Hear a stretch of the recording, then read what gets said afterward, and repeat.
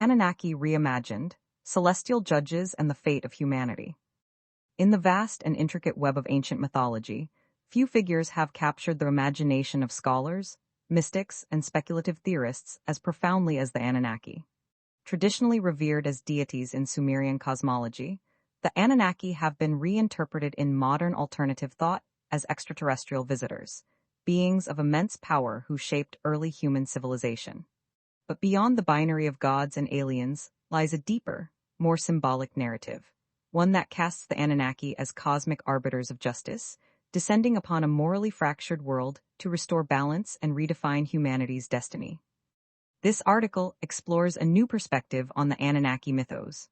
It imagines them as three radiant travelers emerging from a starry void, arriving not among the Sumerians who first named them, but among Semitic-speaking peoples unfamiliar with their mythic legacy.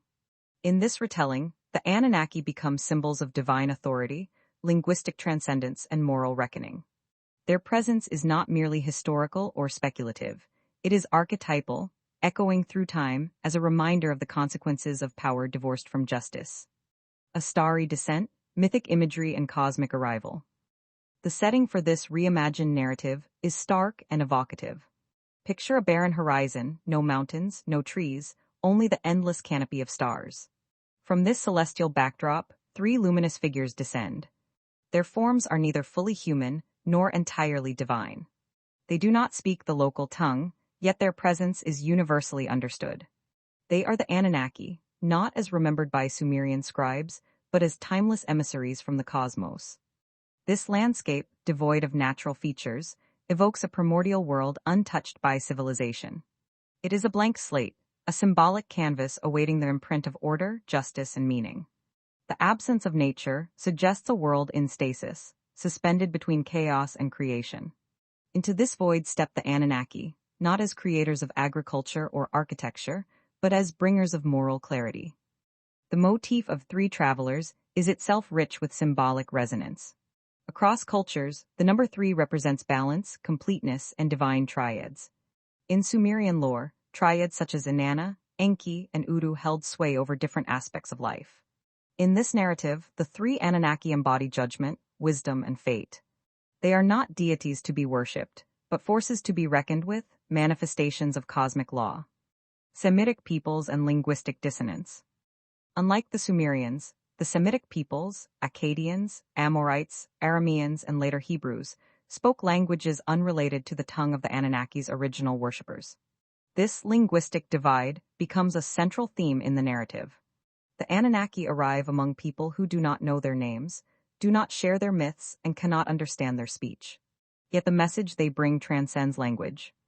This dissonance is not a barrier, it is a metaphor. The Anunnaki are not bound to a single culture or creed. They are universal symbols of cosmic justice, appearing wherever humanity strays too far from its moral compass. Their silence is not ignorance, it is intentional. They do not need words to convey their purpose. Their actions speak louder than any language. In speculative circles, some theorists have proposed that the Anunnaki spoke a language called Anunnaki, allegedly influencing Semitic and non-Semitic tongues such as Phoenician and Aramaic. While this idea remains fringe and unsupported by mainstream linguistics, it adds a layer of mysticism to the narrative. It suggests that the Anunnaki's influence was not merely physical, but linguistic and cultural, an echo that shaped the evolution of human communication. The slave trader's sin, a crisis of morality.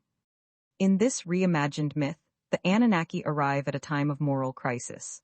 Among the Semitic tribes, a powerful faction has begun trafficking in human lives. They enslave the weak, commodify children, and build empires on suffering. These traders believe themselves untouchable. Their wealth and influence shield them from consequence. They manipulate laws, exploit traditions, and silence dissent. But the Anunnaki see all. They do not punish with fire or sword. Instead, they enact a more profound justice: erasure. The names of the slave traders vanish from memory. Their wealth turns to dust. Their descendants wander without legacy. In cultures where lineage is sacred, this is the ultimate punishment. To be forgotten is to be unmade. This act of judgment is swift, silent, and absolute. It is not vengeance, it is balance restored. The Anunnaki do not act out of anger, but out of necessity. Their intervention is not personal, it is cosmic. They are not saviors, they are correctors. Their justice is not emotional, it is structural. Divine authority and the fate of humanity. The story of the Anunnaki becomes legend. Not as gods of harvest or war, but as judges of the soul. Their presence lingers in the myths of later cultures. The angels of Abrahamic faiths, the watchers of apocryphal texts, the shining ones of esoteric traditions. They are remembered not for their names, but for their deeds. Not for their origins, but for their impact. Their message is clear. Power must serve justice. Exploitation invites cosmic consequence. Humanity's fate is not written in stone, it is shaped by its choices. This perspective reframes the Anunnaki not as historical figures, but as archetypes. They are not confined to ancient Mesopotamia, they are timeless. They do not belong to any one religion or mythology, they are universal. They are the embodiment of divine authority, the personification of moral reckoning. Their arrival among the Semitic peoples, who did not speak the Sumerian language, underscores their transcendence. They are not limited by culture or geography. They appear wherever they are needed. Their justice is not reactive, it is proactive. They do not wait for permission, they act when the balance is disturbed. Cultural echoes and mythic resonance. The themes of divine justice and cosmic authority echo across cultures and eras. In the Hebrew Bible, angels deliver judgment to cities steeped in sin. In Islamic tradition, messengers of God descend to warn and guide. In Christian eschatology, celestial beings enact the final reckoning. These narratives share a common thread, the idea that divine forces intervene when humanity loses its way. The Anunnaki, in this reimagined narrative, are part of this continuum. They are not separate from these traditions, they are precursors. Their story is not isolated, it is foundational. They represent the primal memory of justice, descending from the stars. This interpretation also aligns with Jungian archetypes. The Anunnaki can be seen as manifestations of the collective unconscious, the cosmic judge, the wise traveler, the silent witness. They are symbols of the human longing for order, meaning, and redemption. Their myth is not just about the past, it is about the present and the future. Speculative thought and alternative histories.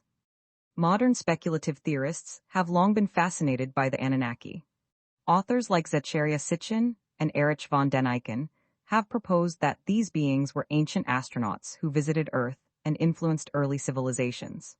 While mainstream archaeology and history reject these claims, the theories persist, fueled by gaps in the historical record and the allure of cosmic mystery. In this expanded narrative, the Anunnaki are not merely aliens or gods, they are metaphors. Their descent from the stars is not a literal event, it is a symbolic one. They represent the intrusion of higher consciousness into a world of moral ambiguity. Their actions are not technological, they are ethical. This perspective bridges the gap between myth and metaphor, history and allegory. It allows for a multidimensional interpretation that honors the symbolic richness of the Anunnaki, while engaging with contemporary questions about justice, power, and human destiny. The legacy of the three travelers. The motif of three travelers is central to this narrative. Each figure represents a facet of cosmic justice. The first traveler embodies judgment. He sees the truth behind appearances, the hidden sins, the unspoken crimes. His gaze pierces deception. His presence demands accountability. The second traveler embodies wisdom. She understands the complexity of human behavior, the interplay of culture, trauma, and choice. Her silence is not ignorance, it is contemplation. Her actions are measured, deliberate. The third traveler embodies fate. They do not choose, they reveal.